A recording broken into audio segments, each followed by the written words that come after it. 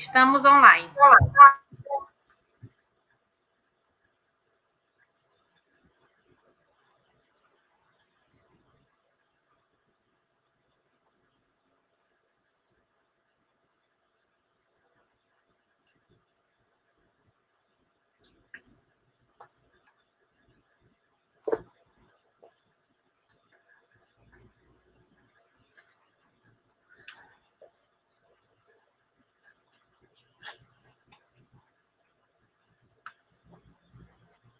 Empiezo cuando me digáis.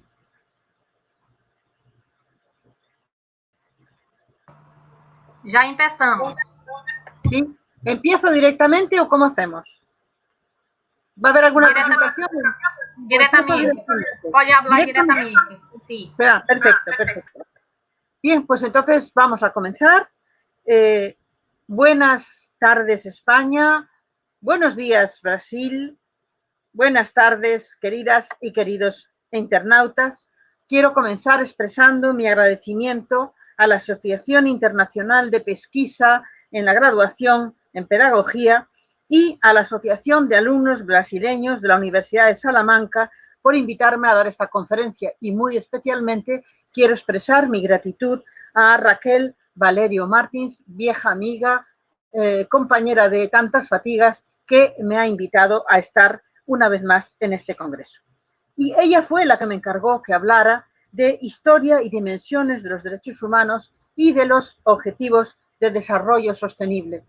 Puede parecer que una cosa y la otra no están conectadas, pero a lo largo de la conferencia y hacia el final veremos que los objetivos de desarrollo sostenible son una forma de volver sobre los derechos, sobre todo económicos, sociales y culturales, y también, en cuanto son interdependientes, sobre los derechos civiles y políticos. Es una forma nueva de presentar estos derechos y es una estrategia nueva que va a aplicar la ONU para conseguir su mejor implementación. Por tanto, hay una conexión entre el discurso de los derechos humanos y el discurso de los objetivos de desarrollo sostenible. Vamos a empezar simplemente recordando que el discurso de los derechos humanos es para los historicistas y para la mayor parte de los filósofos del derecho o de los historiadores del derecho o también de los historiadores en general, como es mi caso, son derechos que aparecen en un periodo histórico, en un momento histórico determinado. Son, por tanto, derechos históricos y muchas de las personas que hablamos de este discurso entendemos que no son derechos naturales, aunque fueron presentados así durante siglos. Los primeros discursos de derechos humanos son normalmente justnaturalistas. Actualmente el justnaturalismo ha retrocedido, aunque sigue habiendo justnaturalistas. Pues bien, estos últimos, cuando dicen que los derechos humanos no son históricos, no tienen una naturaleza histórica, porque son inherentes a la naturaleza humana y por tanto son intemporales, a menudo, salvo en casos de fundamentalismo en esta posición, a menudo reconocen que estos derechos son el discurso sobre los mismos, sobre estos derechos, aparece en un determinado momento histórico, aunque ciertamente si la persona que lo dice es naturalista dirá existen desde que el ser humano aparece en la Tierra, pero se manifiestan, se descubren, se habla de ellos a partir de un determinado momento histórico, como es el caso, por ejemplo, de Jacques Maritain, que es un naturalista inteligente que reconoce que no hay manera de ver las cosas de otro modo porque basta ir a las fuentes históricas para descubrir que el discurso tiene fecha de nacimiento. ¿Y cuál es esta fecha de nacimiento del discurso y cuál es la dimensión de los derechos humanos que ese discurso descubre en un primer momento? El momento histórico es la Edad Moderna. Es en la Edad Moderna cuando por primera vez podemos hablar de un discurso de derechos humanos propiamente dicho. Antes podemos hablar de antecedentes, de reflexiones sobre la justicia, de reflexiones sobre la dignidad, de aportes, pero el conglomerado en derechos humanos es algo que no aparece hasta el siglo XVI, fundamentalmente. Y aparece, sobre todo, a partir de un discurso, que es el discurso producido por la Escuela de Salamanca de Derechos Humanos, cuya figura no única, pero sí más señera y más destacada en el campo de este discurso es, como es sabido, el padre Vittoria. El padre Vittoria no tiene no tiene una percepción de los derechos humanos como derechos sociales, económicos o culturales, aunque en algún momento va a hablar de los derechos culturales. Él fundamentalmente concibe los derechos humanos como derechos civiles, como derechos inherentes a la libertad. Él va a hablarnos de la libertad de la persona, del derecho a la libertad, del derecho a la vida, del derecho a la libertad de movimientos y la libertad de expresión. Él va a hablar del jus migrandi irrestricto, toda persona tiene derecho a ir a todos los lugares del mundo que quiera y puede incluso asentarse en ellos, en la concepción del Padre Vittoria, más avanzada que el derecho público internacional de los derechos humanos de hoy. Toda persona tiene también el derecho al jus dicendi, a comunicar, a decir aquello que piensa y no puede ser perseguida por esto. Y también hay un derecho a la libertad religiosa y hay un momento en que se habla también del derecho, por ejemplo, en De Indis, que aparece en el año 1539, sus lecciones sobre los indios del año 1539, sobre los indígenas, son lecciones en que se habla de un derecho de estos indígenas a la cultura. Es decir, esto sería una dimensión, la dimensión cultural, que normalmente los estudiosos actuales suelen aglutinar con los derechos económicos y sociales, son considerados como un derecho social. Pero en realidad el Padre Vittoria concibe el derecho a la cultura como un derecho más de la libertad, como una manifestación más de la libertad. Por tanto, podemos decir que con algún matiz la dimensión de los derechos humanos que percibe el Padre Vittoria es la dimensión civil, los derechos que la persona tiene en cuanto persona, en cuanto individuo, y las libertades que deben de ser respetadas por el poder público, que podía ser para el Padre Vittoria perfectamente la monarquía absoluta. Por tanto, él no habla, por ejemplo, de derechos de participación política. Le digo, habla de los derechos individuales que de forma natural, según su concepción de la vida, pertenecían a toda persona por el hecho de ser. Bien, esta concepción, que después va a ser reproducida por algunos de sus discípulos, tenemos poco tiempo y no podemos pararnos mucho en ello, va a mantenerse por un tiempo, pero la propia Iglesia Católica no va a defender este discurso que fue muy avanzado para su época. Realmente el discurso de Padre Vittoria, visto en el siglo XVI, es increíblemente avanzado por las cosas que dice. Hay cosas que hoy no diríamos, ¿verdad? Por ejemplo, con respecto a la mujer o con respecto a algunas cuestiones, pero ciertamente fue un discurso avanzadísimo.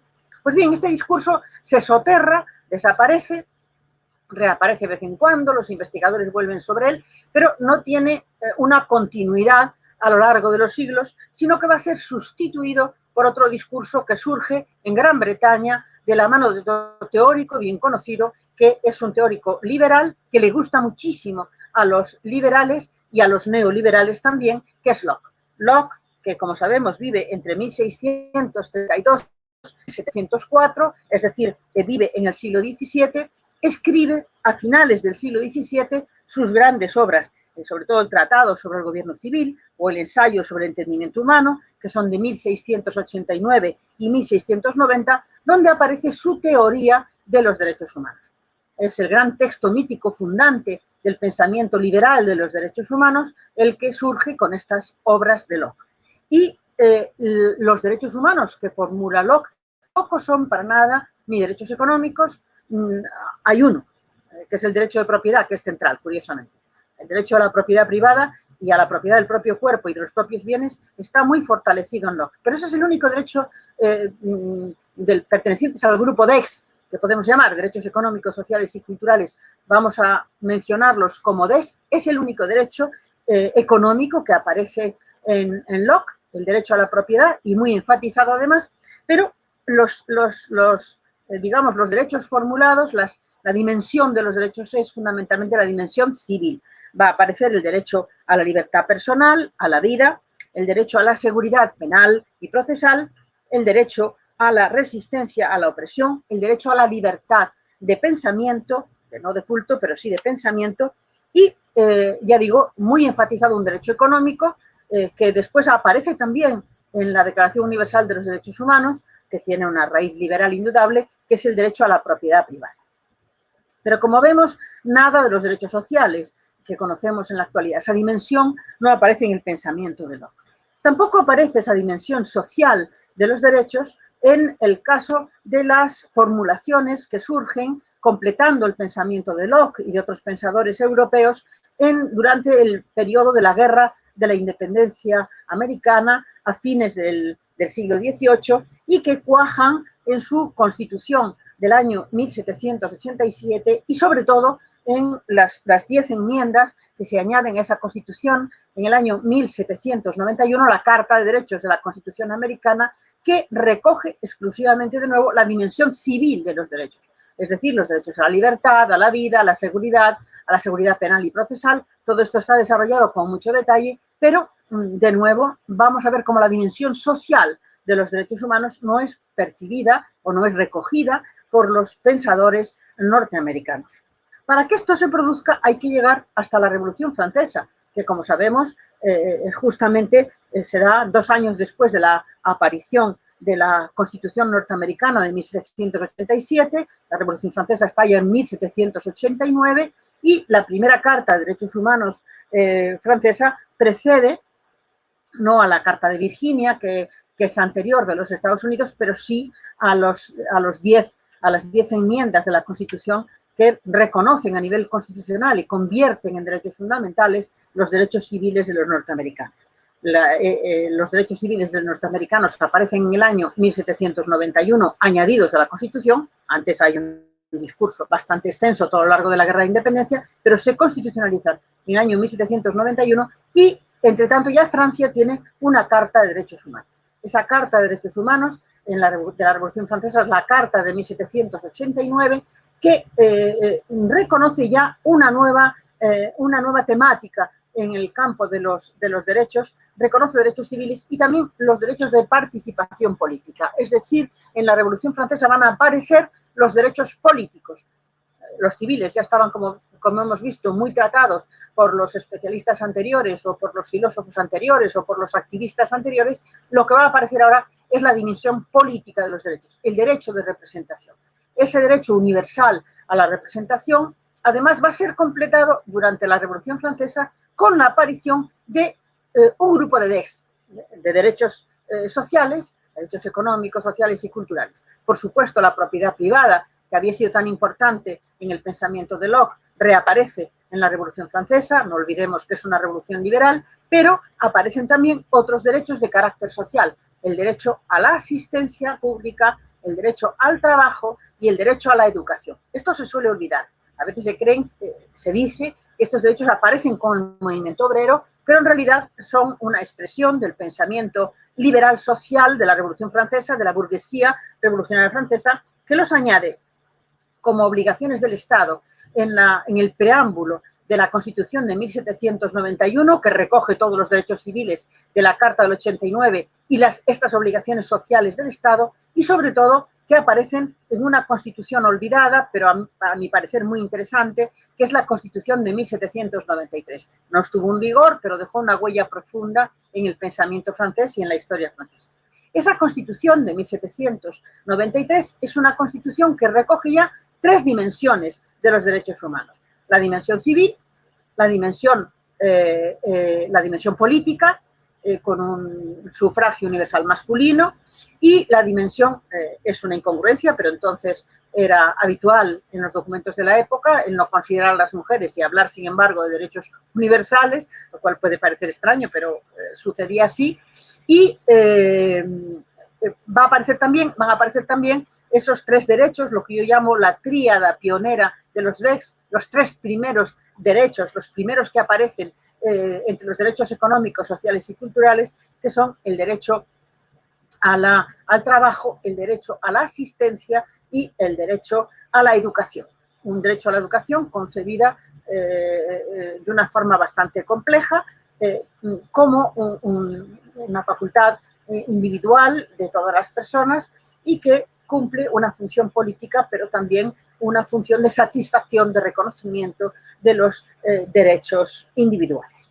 Bien, después de la Revolución Francesa, estos derechos sociales reaparecen alguna vez en algún texto, en concreto en la Segunda República Francesa, en el año 1848, desaparece el derecho al trabajo, pero se mantiene el derecho a la asistencia en el caso de que falle el trabajo y el derecho también a la educación, reaparecen en esa carta de la Segunda República Francesa del año 1848, que por lo general se incluye en todas las colecciones que hacen referencia al discurso de los derechos humanos, y esos derechos sociales aparecen amalgamados, mezclados con los derechos civiles o los derechos de participación política. Por tanto, también en la Carta del 48, esta vez como derechos fundamentales, vemos cómo se mezclan estas dos dimensiones, o esas tres dimensiones, la civil, la política y la social, de los derechos sin mayores dificultades. Ahora bien, como sabemos, el discurso de los derechos humanos se soterra, desaparece por un tiempo y se va manteniendo en el pensamiento de los intelectuales, de los liberal sociales, de los primeros socialdemócratas reformistas de la línea Bernstein, y vamos a ver cómo ese pensamiento sobre los derechos humanos reaparece informando o inspirando la inclusión en constituciones de carácter nacional y, por tanto, creando derechos fundamentales y no propiamente derechos universales, pero reaparece en dos constituciones muy importantes en donde esas dimensiones civil, política y social de los derechos también aparecen amalgamados. Me refiero a la Constitución mexicana del año 1917 y a la Constitución weimariana de Weimar, de la República de Weimar, del año 1919, hecha por un gobierno socialdemócrata, pero elaborada realmente por liberal sociales a los que se les habían encargado la realización de este documento. Y ahí aparecen las tres dimensiones de los derechos, o si queremos las cinco, ¿verdad? Civiles, políticos, económicos, sociales y culturales. Todas esas dimensiones de los derechos humanos aparecen amalgamadas, convertidas en derechos fundamentales sin problema mayor. No parece que haya una colisión, que sean categorías distintas, inconciliables o separables. No, aparecen como una amalgama. Esto es positivo porque alimenta la idea de que en un solo documento y sin problema alguno pueden, porque son indivisibles, porque son interdependientes, pueden mezclarse derechos de todas estas temáticas, de carácter civil, de carácter político, de carácter económico, social o cultural. Y eso va a reaparecer cuando se produce el estallido de la Segunda Guerra Mundial y la Carta de San Francisco, que es la carta fundacional de la ONU, establece que la ONU debe elaborar una lista de derechos humanos que liberen a los seres humanos de la miseria y de la pobreza y del miedo y que al mismo tiempo fortalezcan lo que podemos llamar las democracias políticas o los derechos civiles y políticos. Esto aparece ya, esta idea de que toda esa amalgama de derechos, todas esas dimensiones de los derechos humanos, del discurso, pueden aparecer juntas, aparecen en la Carta de San Francisco y se trasladan a la Declaración Universal de los Derechos Humanos del año 1948.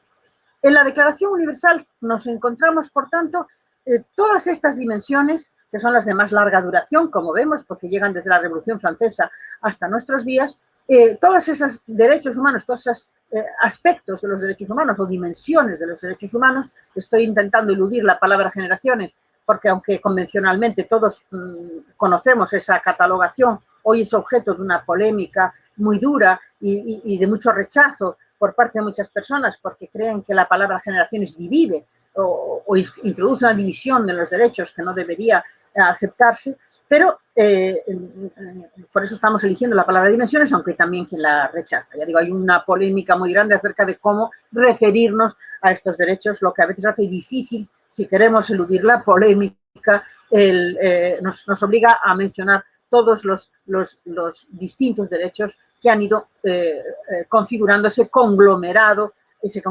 único que denominamos derechos humanos inalienables, universales, ese conjunto de facultades o prerrogativas atribuidas a la persona o bien atribuidos a los colectivos en cuanto compuestos por personas a partir de un determinado momento.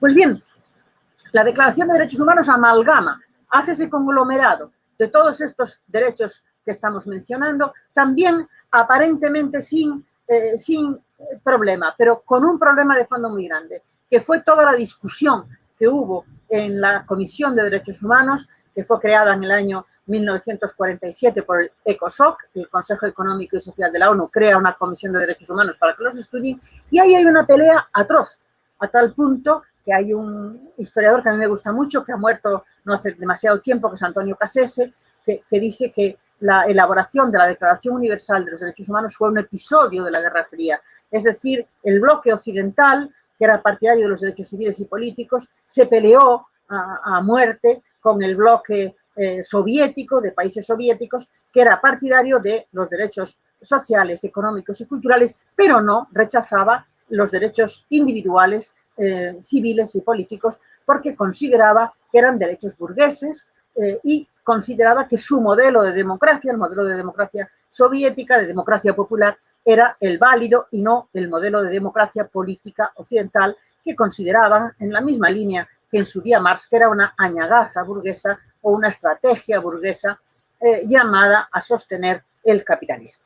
Bien, la pelea fue atroz, pero finalmente la ONU va a conseguir un consenso, va a conseguir un cierto acuerdo, gracias a algunos estrategas impresionantes que había allí. Uno de los más importantes fue René Cassin, un jurista francés que hizo realmente de equilibrista o de funambulista en la cuerda floja, y René Cassin va a conseguir, con otros, también otros personajes que le ayudan dentro de la comisión, va a conseguir un consenso. El consenso es: vamos a mantener el conglomerado de los derechos humanos, el discurso al que se ha llegado con el paso del tiempo y en el que podemos cristalizar lo que hoy creemos de los derechos humanos. Hoy me refiero al año 1948, pero no vamos a hacer un documento jurídico vinculante, que es la orden que tenía la Comisión.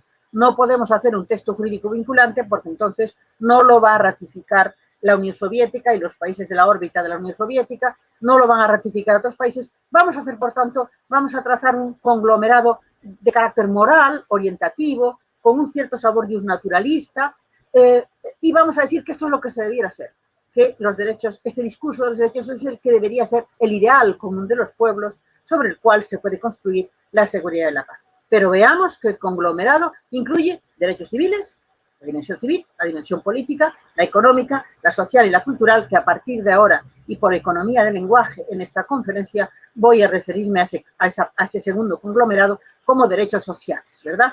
Porque social es también lo económico y también lo cultural. Bien, entonces todo ese conglomerado queda convertido en un documento de carácter orientativo, no vinculante jurídicamente. Más tarde la ONU intentará darle un carácter vinculante, alegando a partir del año 1968 que es derecho consuetudinario, pero realmente las declaraciones de la ONU no son documentos jurídicos vinculantes, son documentos orientativos, son documentos no vinculantes, aunque algunos le atribuyen pues una cierta función jurídica en cuanto inspiran el pensamiento jurídico, pero no pueden obligar, porque para obligar tiene que haber un pacto, un convenio, un tratado, es decir, un documento de carácter contractual en que las partes contratantes se comprometan jurídicamente a cumplir y en el que se den una serie de garantías para que ese cumplimiento efectivamente se lleve a cabo. Bien, nótese que en la Declaración Universal, por tanto, todas las dimensiones que entonces se conocían, porque actualmente tenemos nuevas dimensiones o nuevos derechos que se han ido formulando, pero todas las dimensiones que históricamente se conocían fueron recogidas en menos el derecho a resistencia a la opresión, que fue eludido con una fórmula indirecta. Pero prácticamente todos esos derechos fueron recogidos en la Declaración, y tampoco se recogió el derecho de los pueblos a la autodeterminación, que sí aparecía aludido en la Carta de San Francisco, pero que no quisieron los estados que apareciera en la Declaración Universal. Va a reaparecer más tarde en los pactos, en los dos grandes pactos que desarrollan esa declaración, que son el PID y el PIDEX. Llamamos PID al Pacto de Derechos Civiles y Políticos y PIDEX al Pacto de los Derechos Económicos, Sociales y Culturales. En adelante en esta conferencia, por tanto, me referiré así a estos dos pactos: PID, civiles y políticos; PIDEX, derechos sociales. Bien, la ONU se da cuenta de que ha hecho un documento que va a tener una influencia enorme, que se va a traducir a todos los países, que tiene un peso todavía importantísimo, donde no hay un solo derecho social, colectivo, perdón, hay derechos sociales, pero son derechos de la persona, El derecho de la persona al trabajo, el derecho de la persona a la educación, el derecho de la persona a la seguridad social, no aparecen otro tipo de derechos, y en ese documento pues nos vamos a encontrar que aparecen reconocidos pues cosas como los clásicos derechos civiles, ya hemos hablado de ellos, libertad, seguridad, propiedad privada, que aparece también en la Declaración Universal, ¿verdad? Todas las libertades conocidas, o también la seguridad jurídica, penal y procesal, todo eso aparece en la Declaración Universal, y aparecen ya unos derechos que nosotros llamamos derechos sociales, que son el derecho a la educación, el trabajo, el descanso, a un salario equitativo y no discriminatorio, a la libertad sindical. Y el artículo 25 recoge en un conglomerado interesantísimo el derecho a un nivel de vida adecuada, que incluye pues, los seguros sociales, y incluye también la medicina, la vivienda, en fin, todo lo que son recursos necesarios para vivir. Y aparece también el derecho a la protección especial, a la maternidad o a la infancia. En el artículo 16 había aparecido el derecho de la familia a ser protegida, y los derechos al disfrutar de cada persona, disfrutar de la cultura del arte o de las artes, y también los derechos de cada persona que sea un productor intelectual a la propiedad intelectual y moral de su producción científica, literaria o artística, sobre cuya base surgen hoy todos los derechos de propiedad intelectual que nos están dando alguna guerra cuando nos planteamos la vacuna del coronavirus, ¿verdad? Porque hay que admitir con los derechos humanos en la mano y con los derechos de propiedad intelectual que los laboratorios que produzcan la vacuna van a recibir un beneficio por esa producción, a pesar de que es un bien vital e imprescindible para afrontar la pandemia que estamos viviendo. Bien, el caso es que todo ese conglomerado aparece en la Declaración Universal, y la Comisión de Derechos Humanos recibe entonces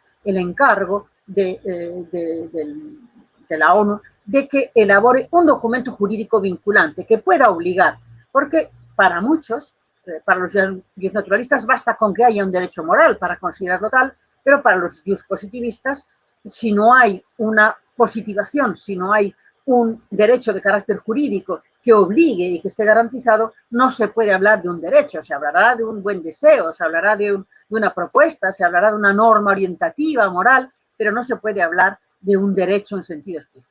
Para los positivistas, para que haya un derecho que pueda considerarse tal, ese derecho tiene que tener un carácter vinculante y tiene que tener una naturaleza jurídica.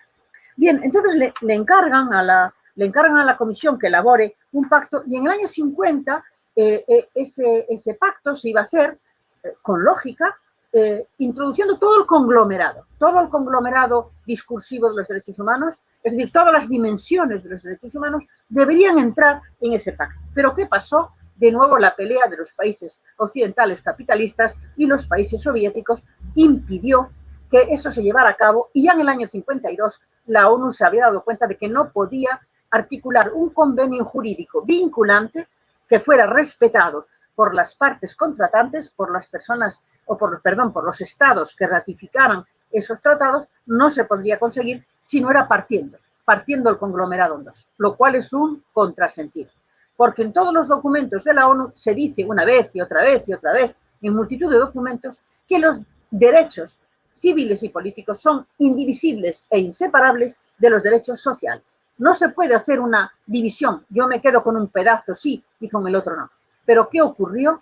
Que eso fue lo que se hizo. Es decir, en vez de generar un único documento, un único pacto que tomara todo el conglomerado y todas las dimensiones de los derechos humanos, se partió en dos. Se partió en dos y se creó, por un lado, el Pacto de los Derechos Civiles y Políticos, que recibió la obligación de hacer efectivos esos derechos de forma inmediata, y enseguida fue dotado de un comité que garantizaba su funcionamiento, y pronto, 10 años después de su aprobación, en el año 76, va a recibir también un protocolo que le permite recibir denuncias individuales, incluso si los derechos civiles y políticos se incumplen por parte de los ratificantes del pacto. Esto no se hizo con los derechos sociales. Los derechos sociales fueron tratados en un pacto donde se decía que esos derechos se podrían realizar progresivamente en la medida en que hubiera recursos propios o de la cooperación internacional.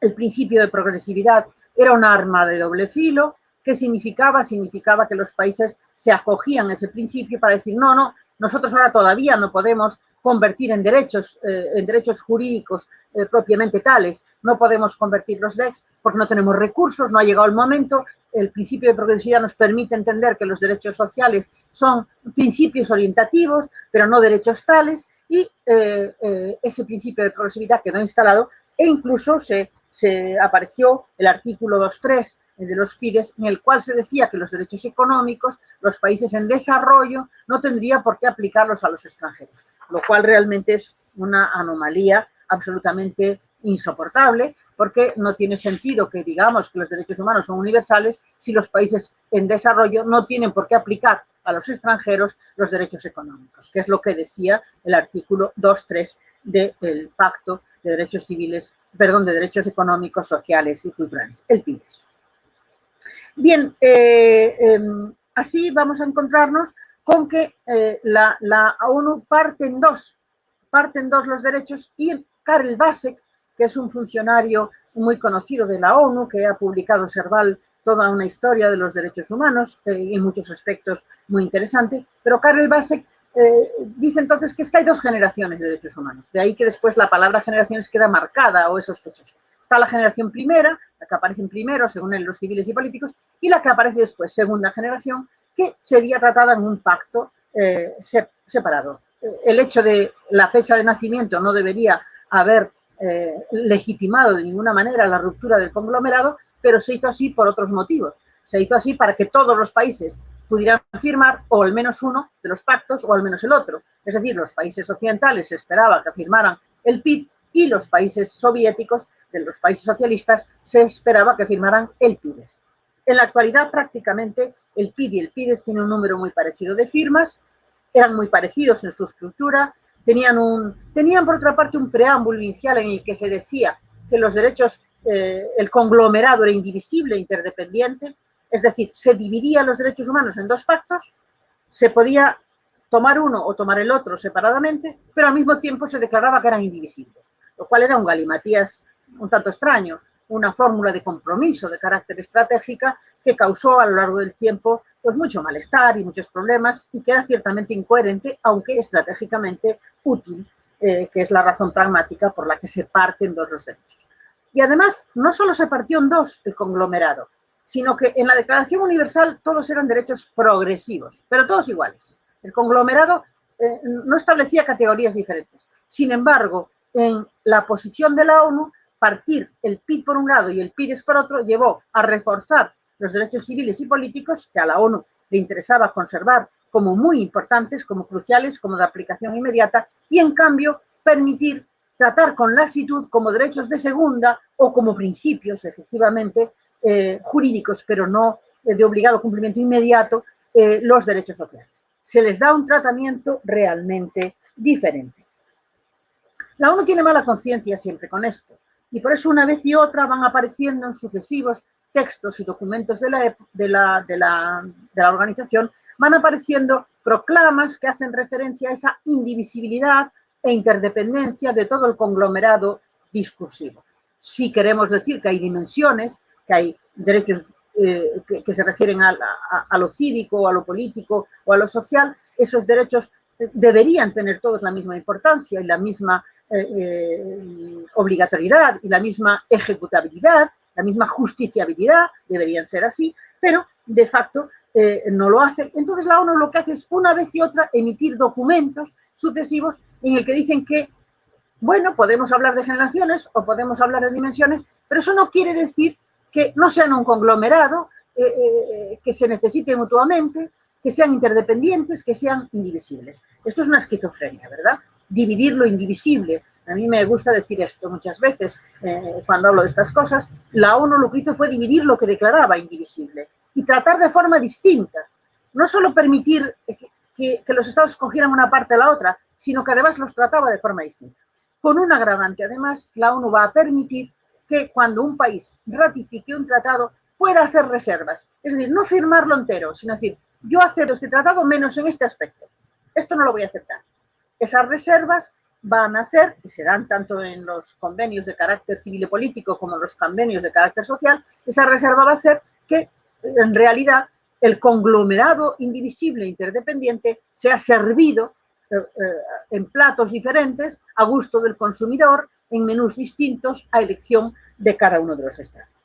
Bien, hay que reconocer que todo eso va a crear una esquizofrenia y va a crear unos derechos humanos divididos que además generan una cierta desafección, porque hay países que realmente lo que quieren es derechos sociales y los necesitan mucho.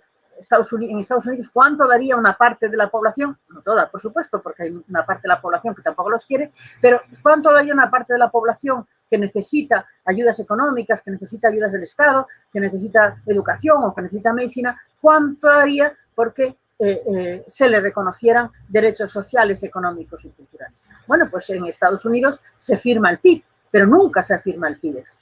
Por ejemplo, China va a firmar el PIDEX, es decir, va a firmar los derechos sociales, pero nunca va a firmar los derechos civiles y políticos, y Arabia Saudí no firma ni unos ni otros. No firma ni el PID ni el PIDEX. Ninguno de estos dos grandes convenios que recogen la gran masa del conglomerado de derechos humanos va a ser firmado nunca por China.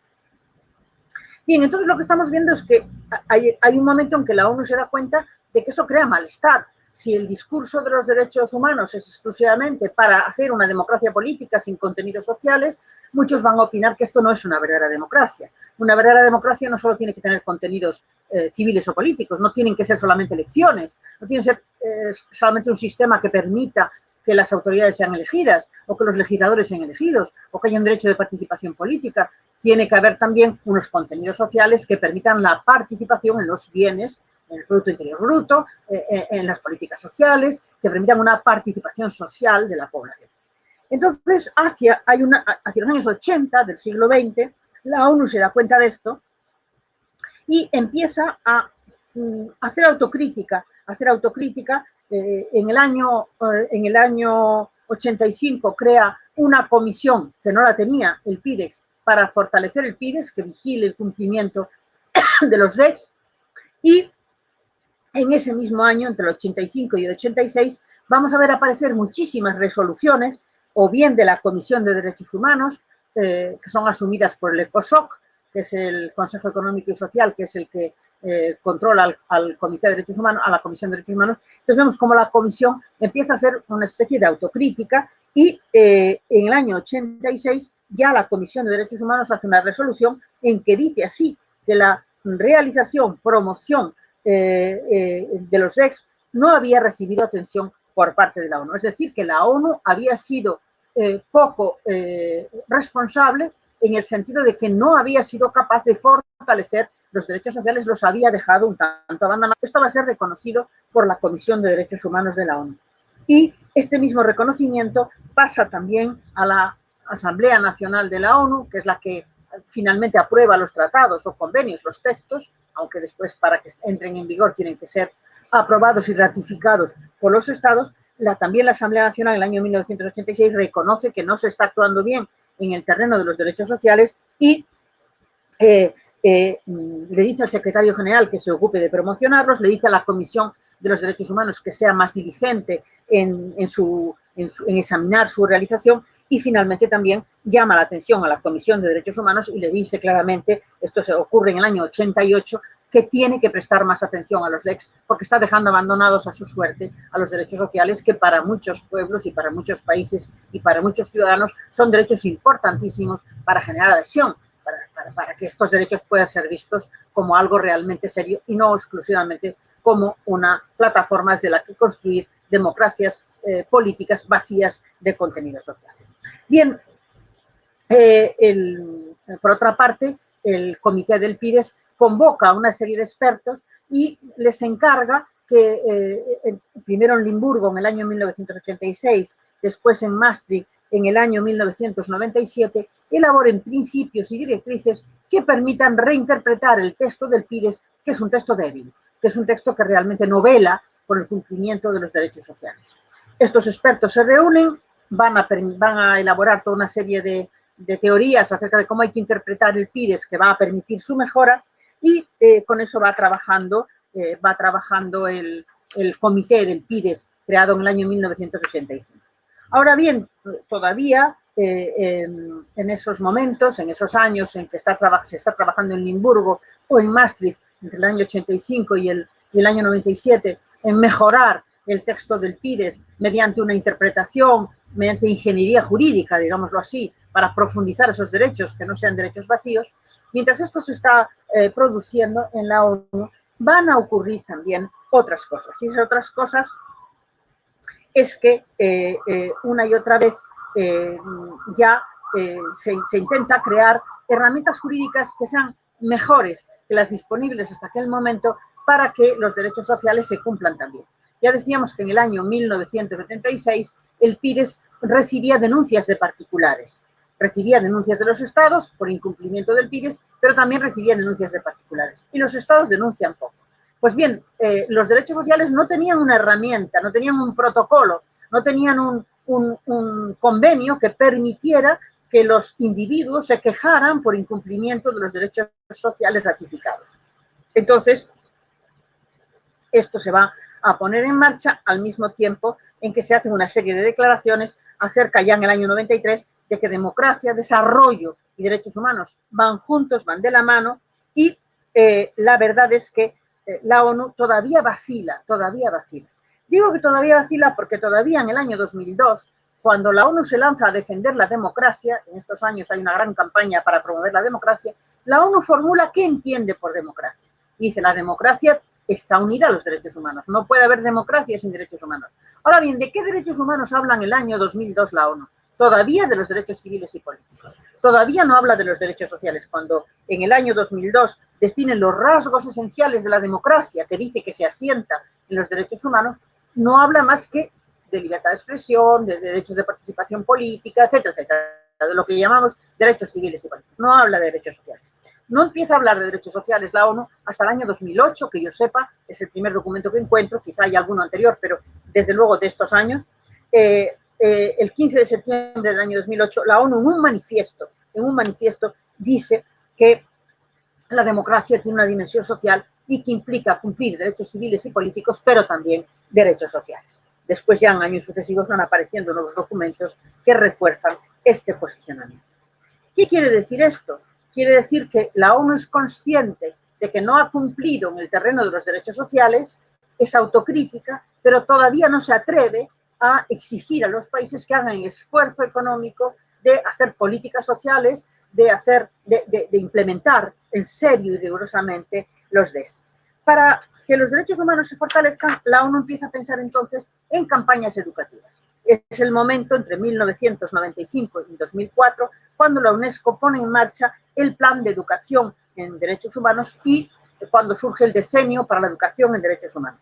Tenemos que decir que en realidad en ese primer plan educativo todavía no hay una gran preocupación por los derechos sociales, sigue habiendo más preocupación por los derechos civiles y políticos. Pero desde el año 2000 ya Boutros Ghali primero, y después hereda esta sugerencia Kofi Annan, el secretario general de la ONU, Boutros Ghali, dice que, bueno, no queda más remedio para conseguir que los derechos sociales se cumplan de verdad que apelar al consenso interestatal, convocando grandes cumbres de estados por parte de la ONU para que esos estados se comprometan con esos derechos económicos, sociales y culturales y con el desarrollo que estaba también promoviendo el PNUD, el Programa de Desarrollo creado en el año 1965 por la ONU y que va a ser el gran implementador de los programas de desarrollo asociados con el tiempo a la democracia y a los derechos humanos.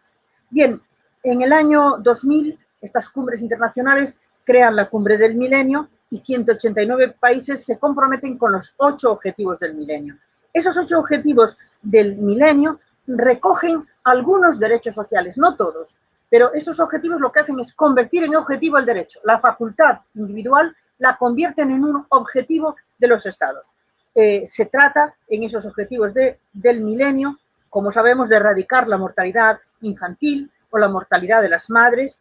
Se trata de frenar el SIDA y la malaria y otras enfermedades, de proteger el medio ambiente, es decir, se trata también de promover la igualdad de género, se trata sobre todo de promover el derecho al trabajo, el derecho a la educación, el derecho a la salud y el derecho al medio ambiente sano. Son derechos, el medio ambiente va a ser un derecho añadido a ese cuerpo de DES, por eso se habla ahora muchas veces de DESCA, no solo de DECS, derechos económicos, sociales y culturales, también ambientales, de los DESCA, todo ese conglomerado aparece en los objetivos del milenio. Es decir, lo que son facultades o derechos individuales se traducen a objetivos estatales, a políticas públicas internacionales y nacionales que deben de ser aplicadas a través de los objetivos del milenio.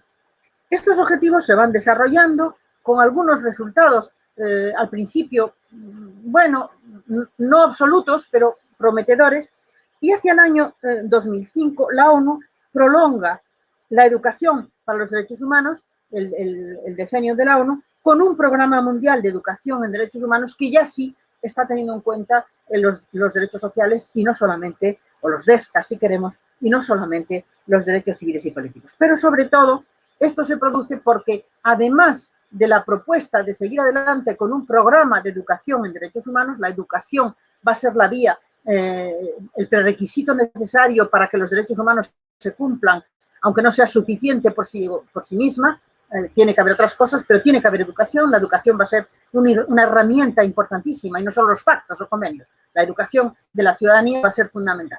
Entonces, esa idea se suma en el año 2005 un programa para la educación en desarrollo sostenible, que ha tenido menos impacto que el programa para la educación en derechos humanos. Ese programa crea un decenio de la ONU, que va del 2005 al 2014, y en ese programa se dice que en las universidades, en todos los niveles de enseñanza, no solo hay que enseñar derechos humanos, sino también hay que enseñar desarrollo sostenible. Hay que enseñarle a la ciudadanía cómo tiene que hacer un desarrollo sostenible, porque empieza a haber ya muchos problemas ambientales y climáticos. Se ve que se avecina la crisis climática, ya se habla mucho de eso, y por tanto hay que educar a la gente para la ecología, para el desarrollo sostenible, para un medio ambiente sano, etc. Entonces se solapan dos programas, el programa de educación en derechos humanos y el programa de desarrollo sostenible. Estos dos programas aparentemente nacen separados, pero sin embargo son programas a fundirse. ¿Por qué? Porque los derechos humanos encuentran su desarrollo dentro de los dos. Encuentran dentro del programa de derechos humanos y dentro del programa de desarrollo sostenible hay objetivos que se identifican como con las facultades o prerrogativas de carácter civil o político, o bien de carácter económico, social y cultural y ambiental. Entonces, ¿en qué momento se produce la fusión? La fusión se produce en la Agenda de 2030, la fusión se produce en el año 2015. Es en ese momento cuando se formulan los 17 objetivos de desarrollo sostenible, que son los que están siendo analizados por todos los especialistas en este congreso, y en esos objetivos de desarrollo sostenible vamos a ver que hay un nuevo enfoque del desarrollo, el desarrollo sí, pero un desarrollo que no destruya al planeta, y en segundo lugar vamos a ver cómo los objetivos estatales y las políticas públicas estatales lo que hacen es corresponderse, desarrollar, fortalecer, basarse en y además fortalecer el conglomerado entero de los derechos humanos, el conglomerado discursivo y jurídico de los derechos humanos, que va a ser subsumido o recogido en estos DECS. Por una doble vía, porque los DECS vuelven sobre la indivisibilidad e interdependencia de todas las dimensiones de los derechos humanos, y por otro lado, los DECS van a tratar de aspectos que se corresponden con los DECS, los objetivos de desarrollo sostenible se corresponden con los DECS. Por ejemplo, hablan del nivel de vida, de la salud, de la educación, del trabajo, del medio ambiente. Es decir, los objetivos de desarrollo sostenible lo que están haciendo es precisamente llevar a cabo por otra vía, por otra estrategia, apelando a la acción del Estado, a las obligaciones del Estado, a los compromisos del Estado, llevar a cabo esos derechos sociales, económicos y culturales que jamás se consigue convertir en tan fuertes y en tan vigorosos como los derechos civiles y políticos. Entonces, los objetivos de desarrollo sostenible nos llaman a reforzar la educación en derechos humanos, nos llaman a reforzar los DECS y nos llaman a reforzar la idea de la interdependencia entre los derechos, entre todas las diferentes dimensiones de los derechos sociales. Recordemos que en el año 94, cuando se reunió la Conferencia de Ginebra, promovida por la UNESCO, para tratar de cómo tenía que ser la educación en derechos humanos, se dijo de forma explícita, y volvemos ahora ese año 94, 95, se dijo de forma explícita que para educar en derechos humanos hay que conocer la evolución, las fuentes históricas, la historia de los derechos humanos. Eso es lo que he estado haciendo hoy aquí, por encargo de Raquel Valeria, recordando que la historia de los derechos humanos es la historia de la creación de un conglomerado que es indivisible e interdependiente, que no puede trocearse y servirse en rebanadas a gusto del consumo de los estados y que podemos llegar a esos derechos humanos por la vía de la educación en desarrollo sostenible, por la vía de la educación en derechos humanos o por la vía de los pactos políticos como son los Objetivos de Desarrollo Sostenible que están vinculados al Programa de Desarrollo de la ONU. Las tres vías confluyen, las tres vías son interdependientes y, por tanto, las tres vías nos dicen y nos llevan a la idea de que cuando queramos educar a la población en derechos humanos tenemos que explicarle bien lo que son, cómo surgieron, cuáles son sus dimensiones, cuáles son sus interdependencias, cuáles son las políticas públicas que hay que seguir para implementar.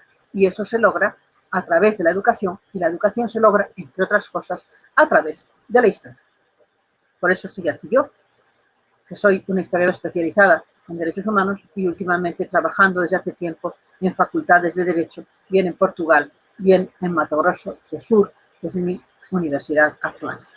Nunca dejo de ser también miembro de la Universidad de Salamanca y nunca dejo de agradecer a la Asociación de Brasileños de la Universidad de Salamanca que me hayan invitado para estar aquí y que lleven colaborando conmigo largos años, creo que en beneficio de todas las partes. Muchas gracias.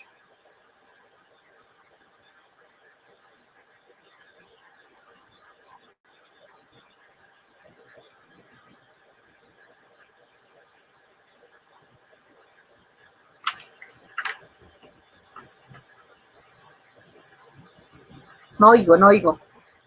No oigo. Raquel, no oigo. No oímos. ¿Tienes el micrófono? No oigo. Sonido. No te oigo. No oigo.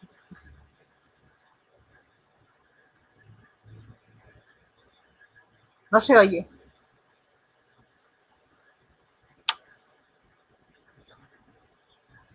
Raquel, só um instante. Sí. Raquel. Ahora.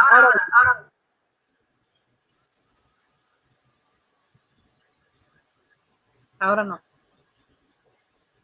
No oímos de nuevo.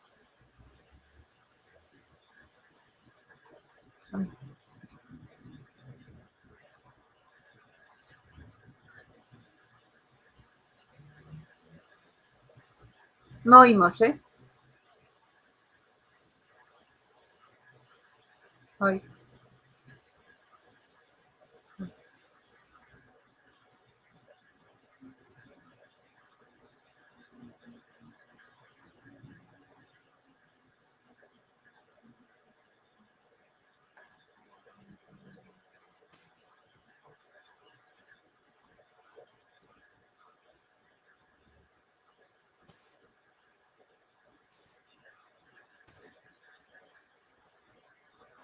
Raquel, o teu áudio está aberto, porém, creio eu que está com som baixo. Yo no oigo absolutamente nada. No sé qué está diciendo.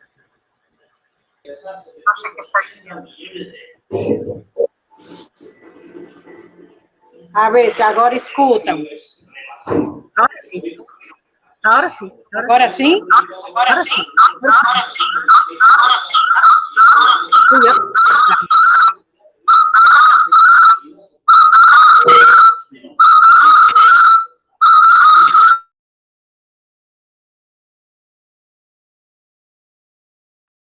y otras 8 grandes ciudades y han anunciado nuevas restricciones para controlar el estado federal. Este fin de semana, la movilidad estará reducida en unos 30 municipios de toda España, incluida... Deixa eu fechar o microfone daqui do computador. Vou sair no computador melhor, né?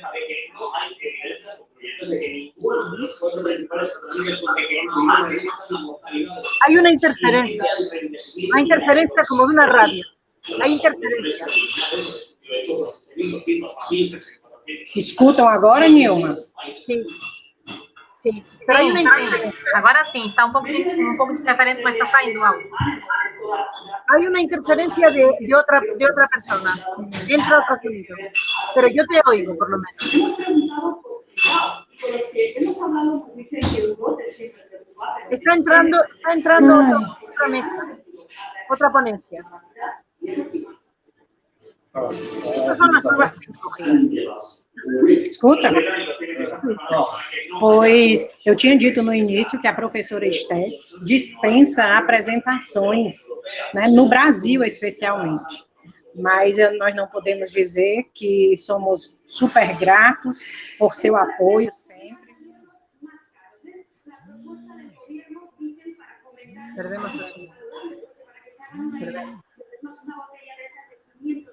Somos super gratos por seu apoio junto à ABS, né? Ela que é membro de honor da Associação de Alunos Brasileiros da Universidade de Salamanca, é professora jubilada da Universidade de Salamanca, mas catedrática da Universidade Portucalense, onde eu tive a honra de ser, pois, aluna, né, orientanda dela durante o pós-doutorado. Nossa eterna gratidão. E com relação à questão das perguntas, né, que ficou aberto aí para que todos participem, antes das perguntas, eu queria comentar, né, o porquê do convite da professora Esther, que é uma pessoa, uma lutadora pelos direitos humanos, em especial nos programas de doutorado e pós-doutorado da Universidade de Salamanca, e é um tema que está diretamente relacionado com o tema geral que escolhemos para o FIPED de Salamanca esse ano, que é o desenvolvimento sustentável, né? Os objetivos do desenvolvimento sustentável, que dentre eles está a educação, que podemos considerar como a chave para se alcançar todos os outros demais objetivos. Por quê? E por quê? Porque a educação, né, é o objetivo, enquanto objetivo de desenvolvimento sustentável, visa, pois, garantir, né, uma educação inclusiva e equitativa, de qualidade, promover a oportunidades de aprendizagem permanente para todos, além de empoderar as pessoas de todo mundo para que levem uma vida mais saudável e sustentável. A educação é também fundamental para fomentar a tolerância entre a gente, né? E contribui para criar sociedades mais pacíficas. Então, enquanto direito humano, né, podemos dizer, o objetivo-chave para que se alcance todos os outros. E nós temos visto nesses 3 dias que todas as reflexões que fazemos com relação aos objetivos de desenvolvimento sustentável, pois nos leva a perceber que eles devem ser vistos de forma concatenada, né? E a educação, pois, tem se revelado ou se evidenciado, né, como o principal, digamos, de todos os objetivos. Queria aproveitar a oportunidade também e dar os parabéns a todos os professores, né? Ontem foi nosso dia, tivemos painéis maravilhosos e agora partimos para que todos participem. Vamos aqui com algumas perguntas. A professora Fran, né, que é a Francisca Bezerra. Um beijo, Francisca, desde a ABS para ti. E a pergunta da Fran, professora Esther, qual é a alternativa para que, enquanto documento vinculante, né, os direitos humanos sejam cumpridos pelos países, principalmente por aqueles que, no contexto atual, sofrem ataques à democracia? Então, deixo aberto para a professora Esther comentar. E o Renato, né, pergunta o seguinte, ele diz que atualmente o tema central é a sustentabilidade. E ele pergunta qual a importância, né, que eu acho que muita coisa já foi muito bem explanada pela senhora, e para dar um complemento, né, ele pergunta e comenta sobre a importância dos direitos humanos para se obter uma cultura sustentável, para se obter o verdadeiro desenvolvimento sustentável. Bueno, pues, Pues pasamos a palavra, Nilma, para a professora Esther. Sí. Muchas gracias para a los dos fazer as locutores, considerações finais. a mi querida Francisca Becerra, a quien tengo el placer de codirigir su tesis doctoral en la universidad, en la UCDB de Mato Grosso do Sul, y a Renato, viejo amigo también de la ABS, de la Asociación de Brasileños de España, con quien me une tantas cosas. Entonces, mucha gratitud y mucha alegría de tenerlos aquí y de poder contestar a sus preguntas. En primer lugar, la pregunta más difícil es la que me hace Francisca Becerra, es decir, ¿qué podemos hacer para conseguir que se cumplan los derechos económicos, sociales y culturales?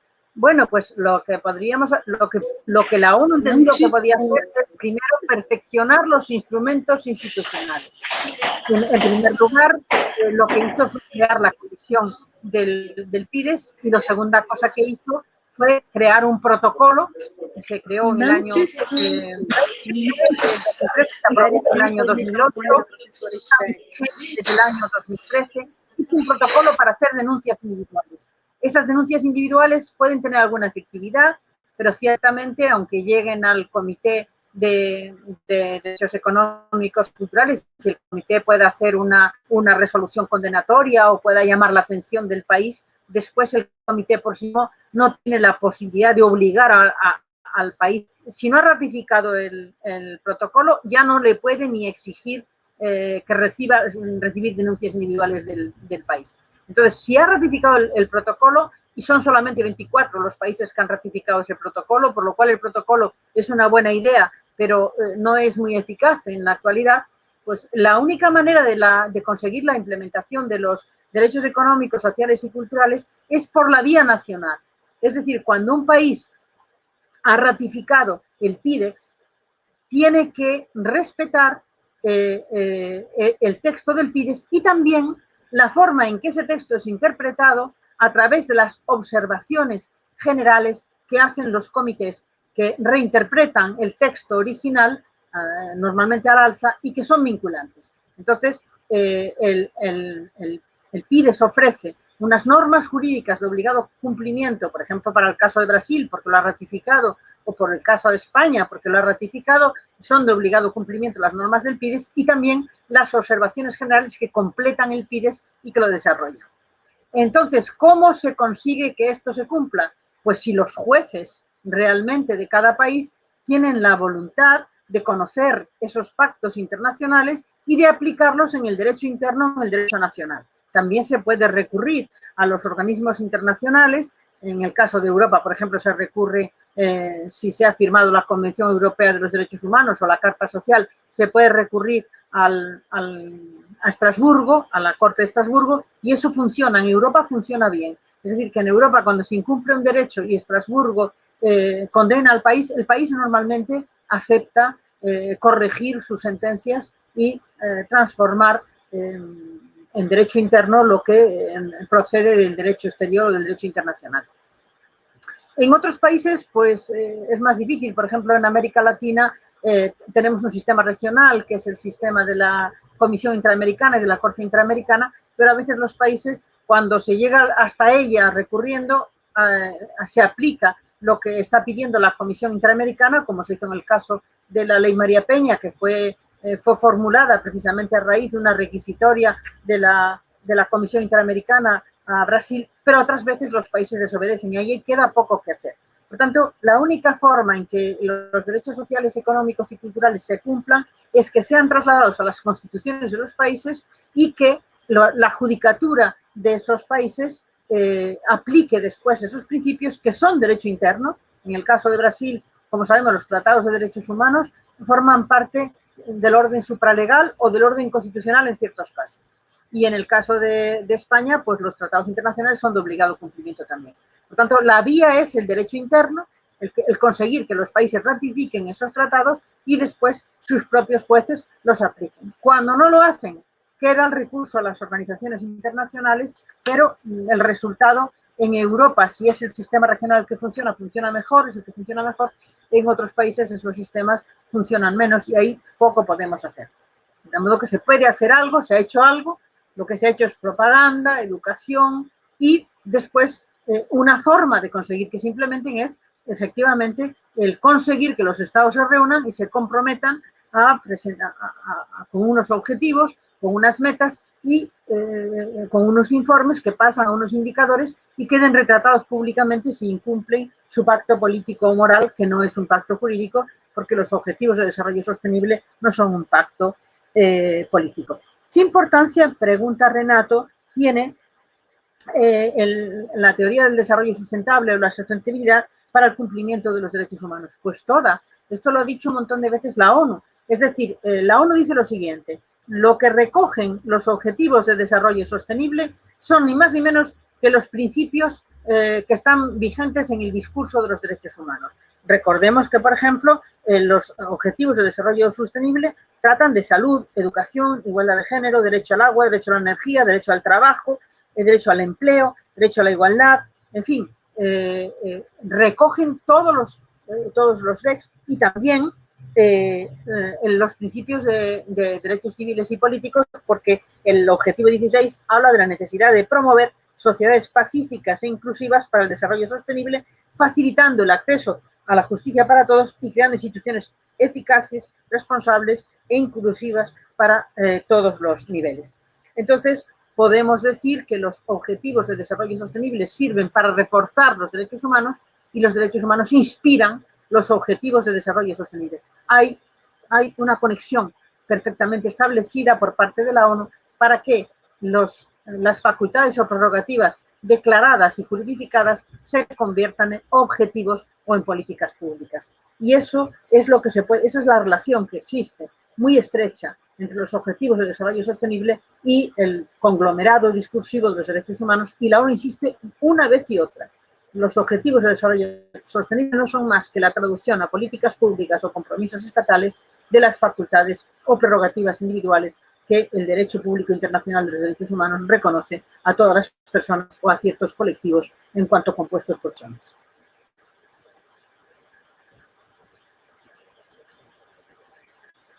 No sé si hay alguna pregunta. Alguma? Pois, professor Esther, tem muitos elogios dos participantes, né? Mas nós já estamos também a tempo da outra conferência, e aí já convidamos a todos para dar continuidade. É nosso professor Javier Collado, que está no Equador, né? Então, vem também. Então, muitíssimo obrigado, professor Esther, e que podemos contar com mais vezes dessas aportações maravilhosas que sempre são as tuas exposições. Obrigada a você. Muito obrigada em nome da ABS, em nome da INPGP, em nome do FIPED. Obrigada.